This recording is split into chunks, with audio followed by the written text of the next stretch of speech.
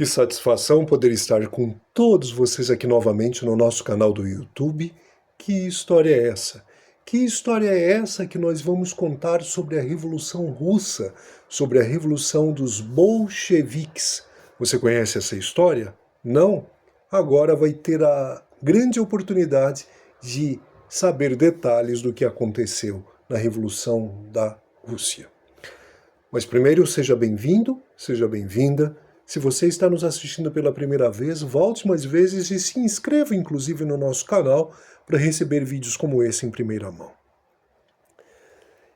Em 22 de março de 1917, Nicolau, não mais um monarca e um abordado com desprezo pelos sentinelas como Nicolau Romanov, foi reunido com sua família no Palácio de Alexandre, em Tsarskoye Selo. Ele foi colocado sob prisão domiciliar com sua família pelo governo provisório, cercado por guardas e confinados em seus quartos. Em agosto de 1917, o governo provisório de Alexander Kerensky transferiu os Romanovs para Tobolsk, alegadamente para protegê-los da ascendente onda de revolução. Lá eles viviam na mansão do ex-governador, em considerável conforto. Após os bolcheviques chegarem ao poder, em outubro do mesmo ano, 1917, as condições de sua prisão tornaram-se mais restritas, e a conversa de colocar Nicolau em julgamento passou a ocorrer com mais frequência. Nicolau foi proibido de vestir dragonas e sentinelas rabiscavam desenhos obscenos na cerca para ofender suas filhas. Em 1º de março de 1918, no ano seguinte, a família foi colocada no mesmo regime de rações dos soldados, o que significava partilhar com 10 devotados criados e desistindo de manteiga e café. Como os bolcheviques ganharam força, o governo em abril moveu Nicolau, Alexandra, sua filha e Maria para Ekaterimburgo, sob a direção de Vassili Yakovlev, ou melhor, Vassili Yakovlev. Alexei estava muito doente para acompanhar seus pais e permaneceu com suas irmãs, Olga, Tatiana e Anastácia, não deixando Tobolsk, até maio de 1918. A família foi aprisionada com uns poucos vigilantes na casa Ipatiev de Ekaterimburgo, que foi disfarçadamente designada com o nome de Casa da Proposta Especial. Os Romanovs estavam sendo mantidos pelo Exército Vermelho em Ekaterimburgo desde que os bolcheviques queriam submetê-los a julgamento. Como a guerra civil continuava e o Exército Branco, uma aliança frouxa de forças anticomunistas, estavam ameaçando capturar a cidade, os bolcheviques temeram que os Romanovs pudessem cair em mãos brancas. Sim, isto era inaceitável para os bolcheviques, por duas razões. Primeiro, porque o czar ou qualquer um dos membros de sua família poderiam representar um farol para conseguir apoio para a causa branca. Segundo, porque se o czar ou qualquer um dos seus membros de sua família estivesse vivo, poderiam ser considerados os legítimos governantes da Rússia pelas outras nações da Europa. Isso teria um significado como a possibilidade de negociar uma intervenção estrangeira em favor dos brancos, dos anticomunistas. Logo após a família ser executada, a cidade caiu para o Exército Branco. Em meados de 1918, forças da Legião Tchecoslovaca estavam chegando em Ekaterimburgo para proteger a ferrovia transiberiana, da qual eles tinham um controle. De acordo com o historiador David Bullock, os bolcheviques acreditavam que os tchecoslovacos estavam em uma missão para resgatar a família. Entraram em pânico e por isso apressaram a execução de seus cativos. As legiões chegaram menos de uma semana depois, em 25 de julho, capturando a cidade.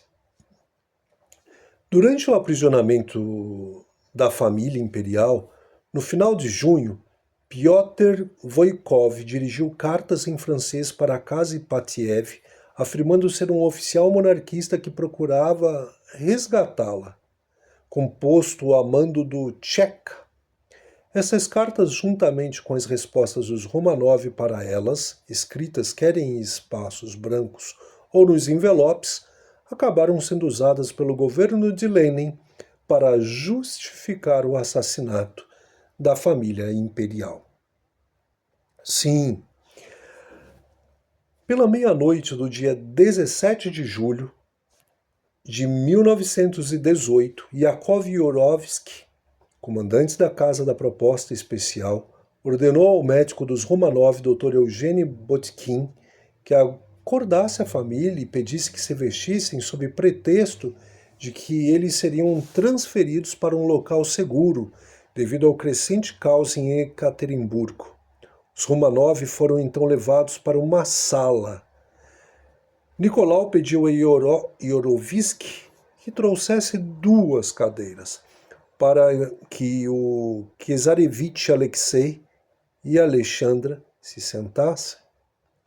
Os prisioneiros foram avisados para esperar na sala até que o caminhão que os transportaria chegasse. Poucos minutos depois, um esquadrão de execução da polícia secreta foi trazido e Yurovsky leu em voz alta a ordem de condenação à morte redigida pelo Comitê Executivo do Ural. Nikolai Alexandrovich, uma vez que os seus familiares e aliados continuam seu ataque à Rússia soviética, o Comitê Executivo do Ural decidiu que fosse executado. Nicolau, encarando sua família, virou-se e disse: "O quê? O quê?" E Yurovsky rapidamente repetiu a ordem e as armas foram apontadas. A imperatriz e a grã-duquesa Olga, de acordo com a lembrança de um guarda, tentaram fazer o sinal da cruz, mas foram surpreendidas pelo tiroteio. Yurovsky apontou a sua arma ao peito de Nicolau e disparou vários tiros. Nicolau caiu morto. De seguida, Yurovsky atingiu mortalmente Alexei. Os outros executores começaram a disparar repetidamente, até todas as vítimas terem caído. Muitos tiros foram disparados, tendo sido abertas as portas para dispersar o fumo provocado pelos disparos. Algumas das vítimas não morreram imediatamente. Não. Levando que Piotr Ermakov as esfaqueasse com a sua baioneta, evitando assim que os tiros fossem ouvidos do lado de fora. As últimas grã-duquesas a morrer foram Tatiana, Anastácia e Maria, que carregavam alguns mais de 1,3 kg de diamantes costurados na sua roupa interior, os quais conferiram alguma proteção aos impactos iniciais das balas. Entretanto, foram também atingidas pelas baionetas. Olga tinha um ferimento de bala na cabeça. Maria e Anastácia ter-se-iam agachado contra a parede, cobrindo as suas cabeças aterrorizadas, até serem atingidas e derrubadas. Yurovsky matou Tatiana e Alexei. Tatiana morreu atingida com uma bala na parte de trás da cabeça. Alexei foi atingido com 2 balas na cabeça, atrás da orelha, após os executores perceberem que ele não tinha sido morto pelo primeiro tiro.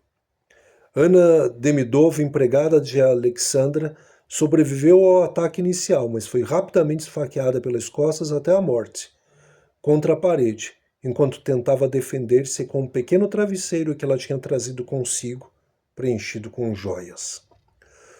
Os corpos dos Romanov e dos seus empregados foram transportados para uma mina na floresta Koptiak.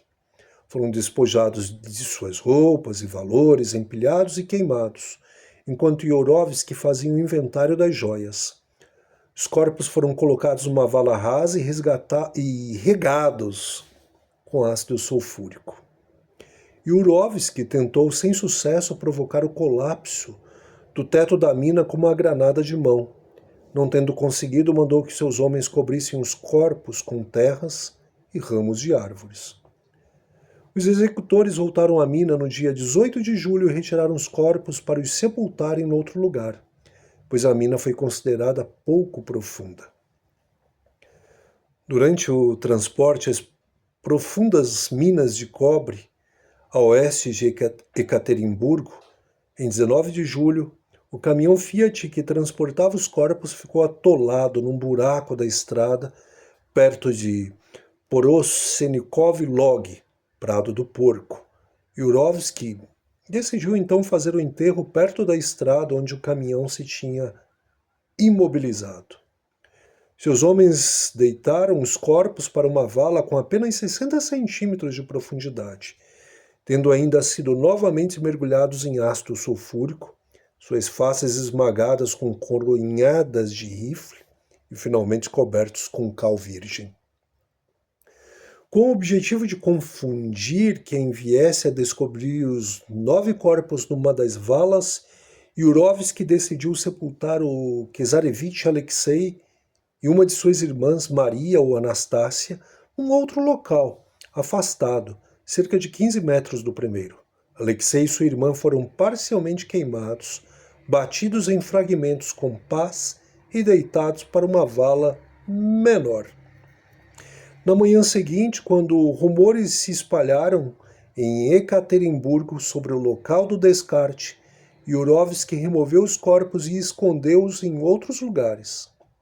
Quando o veículo carregando os corpos quebrou no caminho para o próximo local escolhido, Yurovsky fez novos arranjos e enterrou a maioria dos corpos cobertos por ácido sulfúrico em um poço selado e escondido com escombros, coberto com dormentes e então terra na estrada Koptiak, um caminho de faixa, no norte de Ekaterimburgo. Ao longo do tempo, muitas pessoas afirmaram ser os sobreviventes da malfadada família.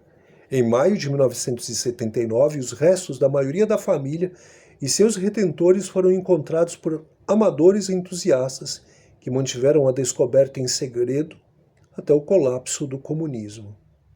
Em julho de 1991, os corpos de 5 membros da família, o czar, a czarina e 3 de suas filhas foram exumados.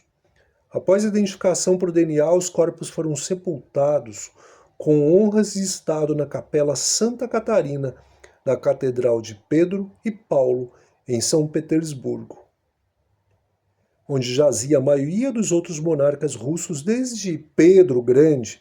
O presidente Boris Yeltsin e sua esposa atenderam ao funeral, juntamente com parentes Romanov, incluindo o príncipe Miguel de Kent. Os 2 corpos remanescentes do Czarevich Alexei e de uma de suas irmãs foram descobertos em 2007. Em 15 de agosto de 2000, a Igreja Ortodoxa Russa anunciou a canonização da família por sua humildade, paciência e mansidão. Mas, refletindo o intenso debate que precedeu a questão, os bispos não proclamaram os Romanovs como mártires, mas portadores da paixão. Em 1º de outubro de 2008, a Suprema Corte da Rússia declarou que Nicolau II e sua família foram vítimas de repressão política e os reabilitou. Em 26 de agosto de 2010, uma corte russa nomeou um grupo de promotores para reabrir uma investigação sobre o assassinato do czar Nicolau II e sua família. Embora os bolcheviques suspeitos de alvejarem a família houvessem morrido muito antes. A principal unidade investigativa desse caso, do promotor-geral da Rússia, disse que tinha formalmente encerrado uma investigação criminal sobre o assassinato de Nicolau. Por que isso? Porque muito tempo tinha se passado, pessoal, desde o crime, e os responsáveis já haviam morrido. Entretanto, a corte Basmani de Moscou ordenou a reabertura do caso, dizendo que a Suprema Corte culpou o Estado pelos assassinatos, fazendo as mortes dos personagens reais serem consideradas irrelevantes. De acordo com o advogado dos parentes do Quezar e agências locais de notícias. A história é muito triste. Aliás, a história humana foi escrita com muito sangue, em todas as partes do mundo, desde o mundo mais antigo até o mundo mais atual. Muitos podem dizer viva Lenin e a Revolução Soviética. Outros podem dizer os Romanov tratavam os campesinos como escravos. Bom pilucho enquanto o povo morria de fome. Tire você mesmo as suas próprias conclusões, deixe o seu comentário e se você gostou do tema, se você se interessa pelo tema, se inscreva no nosso canal Que História é essa, Max? E receba vídeos como esse em primeira mão. Muito obrigado pelo seu prestígio, pela sua presença e volte mais vezes. Estaremos aguardando por você. Até mais, pessoal.